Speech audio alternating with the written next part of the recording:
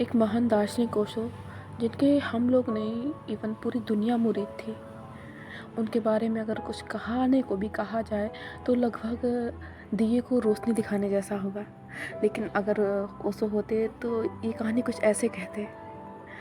एक आदमी सूखी मुर्शिद बहुद्दीन नक्शबंद के पास आया और बोला, मैंने एक शिक्षक से दूसरे शिक्षक तक लंबी यात्रा की है और उनसे कई आध्यात्मिक मार्गों का अध्ययन किया है और उन सभी में मुझे कई प्रकार के फायदे दिए हैं।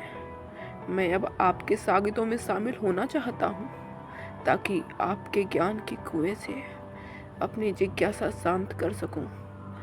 बहुद्दीन नक्शबंद ने सीधा जवाब देने के बजाय उस व्यक्ति को रात को खाने पर बुलाया।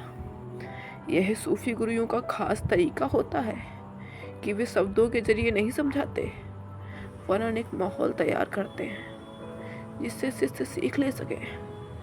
रात के समय उन्होंने आगंतुक के लिए तरह तरह के स्वादिष्ट पकवान मंगवाए। अतिथि खाता गया और बहुद्दीन नक्शबंद उसे खिलाते गए। लेकिन एक वक्त आया जब उसने इतना ज़्यादा खा लिया कि एक और निवाला निगलना उसे मुश्किल लगने लगा। आखिरकार वह बेचैनी के साथ पास पड़े एक गद्दे पर लुढ़क गया।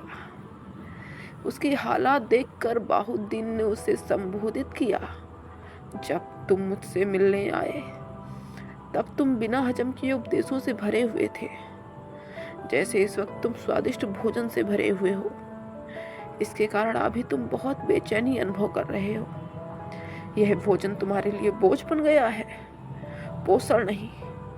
ऐसी ही असुविधा तुमने मन में महसूस की थी। बहुत सा ज्ञान इकट्ठा करके अभी तुम असली आध्यात्मिक कामना के अभ्यस्त नहीं हो।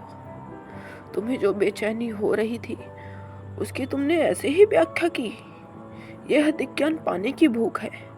लेकिन दरअसल तुम्हें ज्ञान की बदहजमी हुई है। तुमने अब तक जो सीखा उसे तुम पचा नहीं पाए हो। मैं तुम्हें सिखा सकता हूँ, यदि तुम अब मेरे निर्देशों का पालन करोगे। सूफी गुरुओं से सीखना आसान नहीं है। वे ऐसे ऐसे काम बताते हैं जिनका ध्यान से कोई सीधा संबंध नहीं होता। जैसे वे आपको लकड़ी काटने के लिए कहेंगे, सबके कपड़े धोने के लिए कहेंगे, वे सबके सामने अपमानित करेंगे।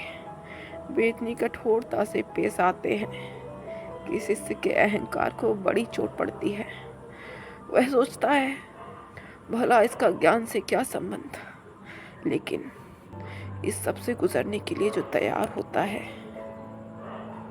वही वास्तविक ज्ञान का हकदार होता है, क्योंकि ज्ञान अनुभव की वह रोशनी होती है जो अहंकार को जलाती है।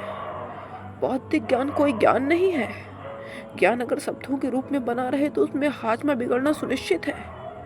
हम भूल जाते हैं कि शब्दों से ज्ञान नहीं मिलता, शब्दों से जो आशय छिपा है उससे जीने से मिलता है।